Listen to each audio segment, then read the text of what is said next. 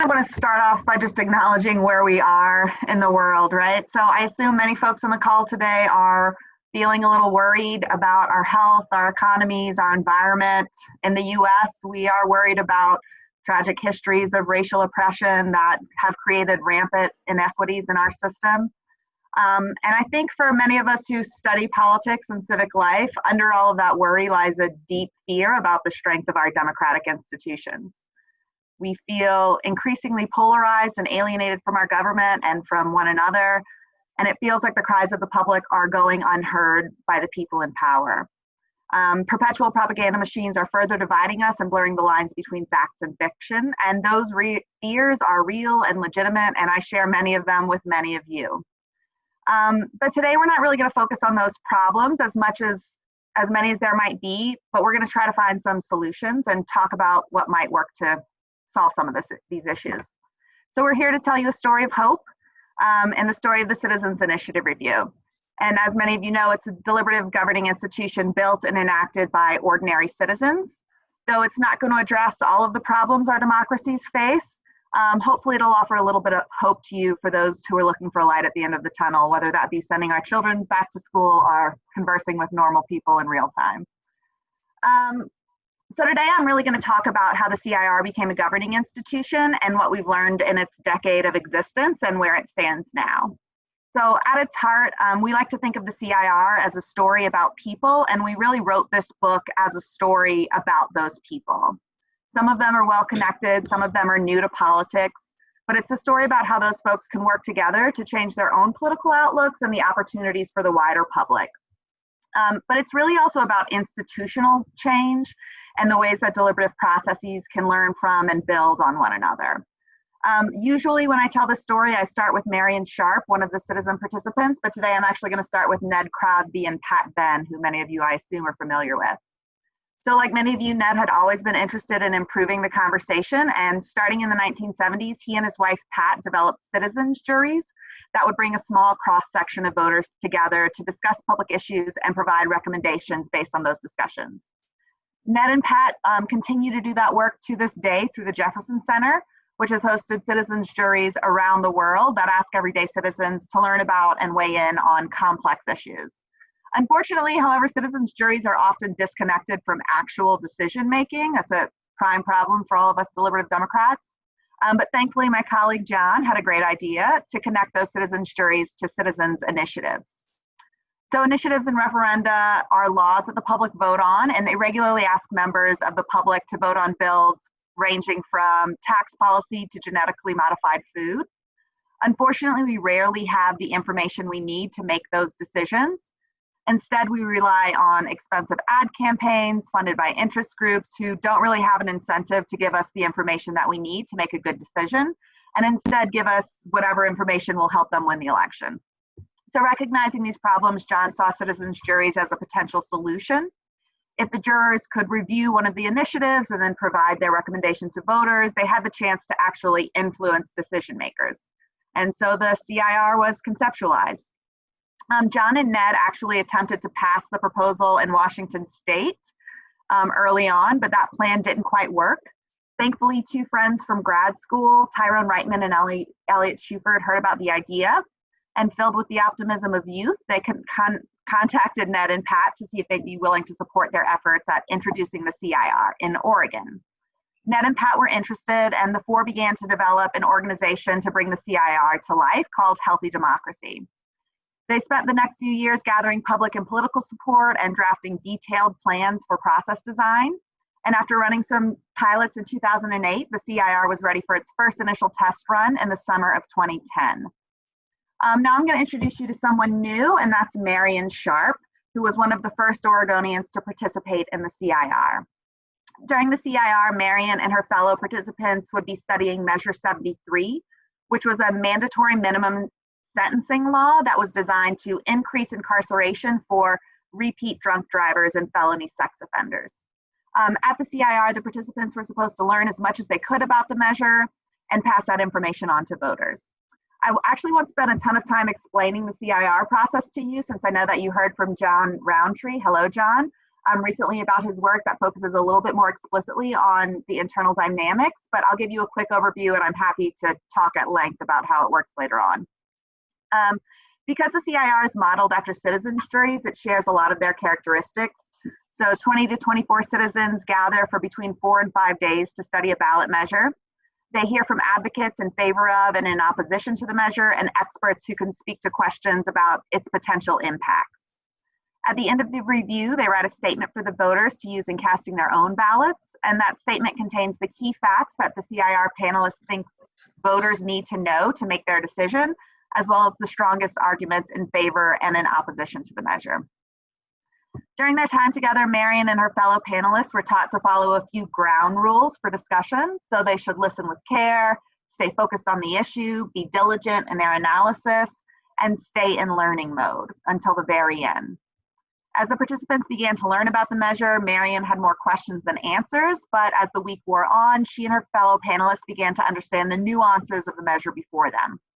Although mandatory minimum sentencing can decrease crime because offenders are locked away for longer, it doesn't actually act as a deterrent for future crimes. The cost would have been enormous as written, and the law could send minors to jail for 25 years for relatively minor infractions. By the end of the week, the opponents on the review panel outnumbered proponents 21-3, and the panelists wrote a pretty scathing critique of the measure. But the real question is whether or not participants changed their minds. One way that we answer that question is by examining their vote choice. So prior to deliberation, the measure was pretty popular among the public, and our panelists mirrored that perspective. So prior to deliberation, it had about 66% support. After deliberation, though, we see major shifts, with almost all of the panelists, regardless of their political affiliation or party identity, shifting towards opposition. John's going to go into more details about what it looked like the statement's impact had on the public. But just a quick note that dramatic shifts are not necessarily the norm for deliberative processes or a sign that they worked. Not all measures are as terribly written as this one or have huge unintended consequences. Some measures are going to ask us to make values decisions, particularly when evidence supports both sides of the argument. One such measure happened during week 2 of the CIR when a whole new panel came to review a new measure. That week, a group of new panelists met to discuss one related to medicinal marijuana. They had their own ups and downs, but at the end of the week, they created a successful statement to share with voters. And their participants' final positions correlated relatively well with their prior positions. In this case, the CIR probably helped strengthen the ties between their values and their vote choice when participants began to learn about the measure and better understood what was at stake in the election. So after that successful first test run in 2010, Healthy Democracy staff spent the next year lobbying the state legislature to permanently implement the CIR. Though the state had allowed the citizen statement to appear in the official voter's guide, the bill included a sunset clause that limited it to only the 2010 election without further review. So the staff asked former CIR participants, including Marian, as well as John and myself, to talk with the state legislature about the participants' experiences at the CIR and the efficacy of the statement. And that's a lot of what you're going to hear from John. Though professional advocacy organizations and some Republicans offered initial resistance, the bill ultimately passed with bipartisan support, and it was a 50-50 split legislature, so that was pretty impressive, and cemented the CIR into Oregon's electoral process. It also set up a state commission to oversee the CIR that was composed of former CIR panelists and moderators, as well as a few political appointees. Marian was one of the first participant commissioners. And that commission decides what measures the CIR panelists should review, and it can make changes to the ways that the CIR is structured and conducted. In 2012 and in 2014, new groups of Oregonians were called together to discuss new ballot measures. And in 2016, the process was expanded outside of Oregon, with good government organizations in Colorado and Arizona implementing pilot processes. That year, Healthy Democracy also tested out its first local CIR in Jackson County, Oregon. Since then, pilots have been run in more US states, and there may be some momentum for institutionalizing it in Massachusetts, where it's championed by a partnership between a state representative and an academic center. The CIR has recently also gotten some international interest, with pilot processes run in Finland and Switzerland in 2019. Still, it is an uphill climb for the CIR. The Oregon bill that institutionalized it didn't contain any state funding, so Healthy Democracy has to raise private funds, and that remains a challenge. And attempts to update the legislation to include funding were in the works, but I imagine that they're pretty unlikely now that we're in a moment of economic upheaval. So as the CIR gains momentum elsewhere, it still struggles to actually survive in its hometown. But we still have obviously lots of hope for deliberative democracy. That's why we're here with all of you. As you all know, the CIR is only one example, and it's an example that paves the way for new forms of citizen government. Deliberative mini-publics and deliberative events are being conducted on the small and large scale all across the world, and those who participate seem to want more. So we tell the larger story of deliberative democracy in the book and where the CIR is positioned as one of the many experiments designed to empower the public and bring them more agency in public decision making. So we'll talk a little bit later about just how effective the CIR is at improving the public's capacity for decision making, but I wanted to first focus on how it impacts the way we think about our role in civic life. We've conducted several studies of CIR participants and of the wider public, and a few key takeaways demonstrate its capacity to shift our relationship to collective governance. First, I want to focus specifically on participants. And this study that I'm about to talk about was actually done using both CIR participants and folks who participated in the face-to-face and online versions of the Australian Citizens Parliament. So how does that experience influence folks like Marian? Well, in my communications with her over the past decade, we've seriously been emailing with each other for a decade at this point. She's told me several times that this is one of the most formative experiences of her life. She did go, however, from ordinary citizen who just kind of answered a call to state commissioner as a result of her experience with the CIR. But our question is, do those results hold up for others who don't have those same extended opportunities? And the short answer is yes. We found that individuals who attended those events increased their internal and external political advocacy, so they were more likely to see themselves as capable of self-governance and to think that they have the potential to influence government decisions. The one measure where we don't see an increase is their faith that they can influence government no matter who is in office. And that indicates to us that though they might have increased their faith in the public, they don't necessarily increase their faith in politicians.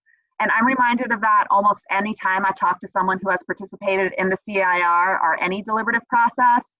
And those conversations, people are often shocked that they are capable of having good political conversations across difference, and almost always follow that up with feelings of regret or dismay that elected officials don't seem to be able to do the same.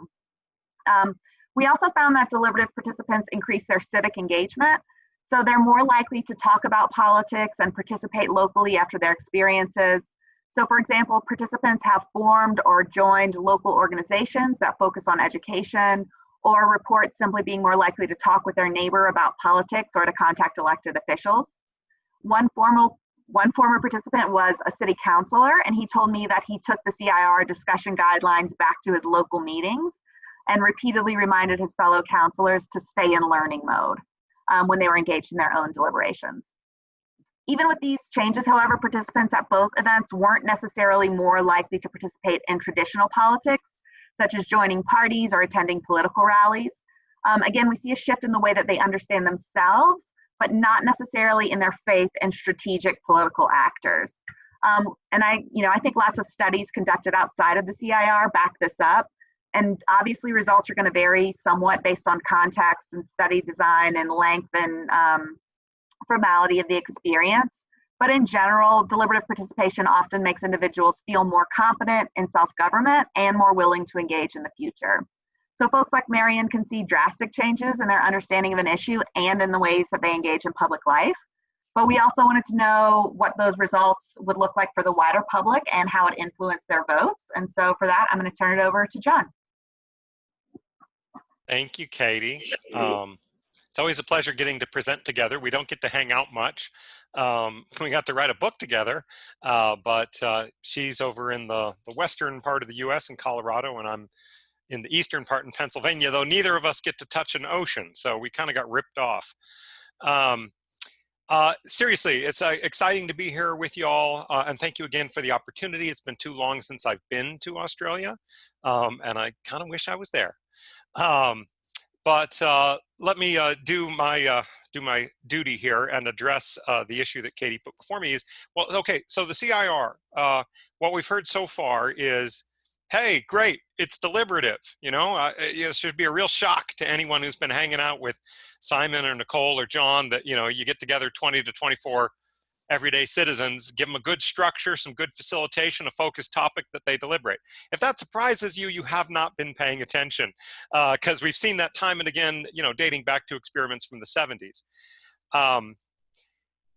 What makes the CIR different, and the reason why we're probably here today, is that it's a clever kind of design, and I got to give a lot of the credit, as Katie did, to Ned Crosby for this. It's a clever design in that it tethers the deliberative process to a larger public.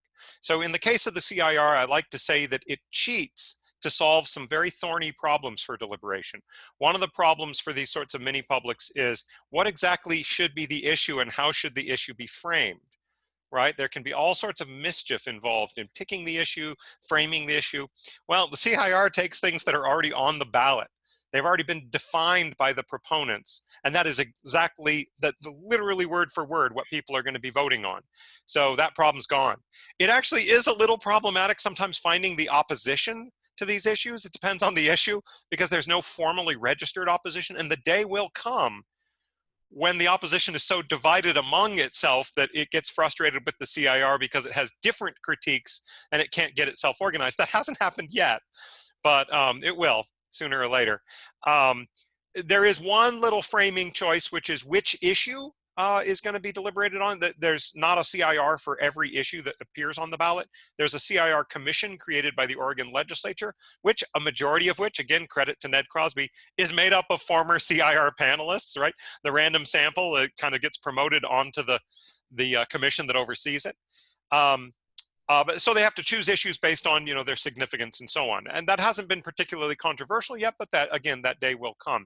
The greater concern in Oregon, as Katie said, is there even funding year to year? Because it isn't state funded yet. They keep introducing that amendment, but it hasn't happened.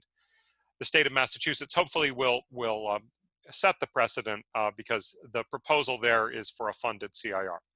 In any case, once those issues are settled, the deliberation takes place as we expect in these kinds of processes, and they come up with a pretty decent statement. We've analyzed the statements again. There have been several of these since 2010, and they're pretty decent. You know, as I think was alluded to in John Roundtree's talk, you know, there's some things that the citizen panelists punt on, to take an American football reference, meaning they're not quite sure, so they just kind of say, well, there's two sides on this issue. And that can happen on complex economic questions, for instance, about impact. But for the most part, the statements are pretty darn clear. They don't really contain factual inaccuracies, even if they're vague sometimes. And as Katie said, sometimes they're quite directive, even though they're not supposed to technically be making a recommendation. Sometimes you can't help but feeling that the panel thinks this is a good or a bad idea. And that comes through in the statement. But does it have an impact? Fortunately, the evidence is pretty good. And Katie and I debated about whether to do screen shares, and in the Q&A, if we need to get into the details, we can. But you guys also have done your reading to some extent. Maybe some of you haven't, but I'll give you some highlights, and I'll emphasize a couple things that may get missed when you read over it quickly. The first question people often ask about deliberation is, did it change people's minds? As Katie said, you know, deliberation isn't necessarily supposed to shift the aggregate public opinion. The deliberative polls stock and trade is shifting the aggregate public opinion, but that's not true for every deliberative process. Well, the CIR does tend to move the people who read the statement in one direction or another, not always by a large margin. The example Katie gave where the panel really roasted a badly written piece of law is a little bit exceptional. But moving public opinion 5% is not uncommon if we looked across the various issues. And as you know, America is famous for close elections of late. 5% can absolutely be decisive. So the CIR can potentially cause a bill to pass that would have failed, or an initiative to fail when it would have passed. And that's certainly going to be the case. in some close elections. Okay, so the deeper question is, okay, but why is it changing people's minds? Are they learning anything? One of the ways I like telling this for those who identify with political science is the fate of one of our articles on the electoral impact of the CIR, which appeared in American Politics Review.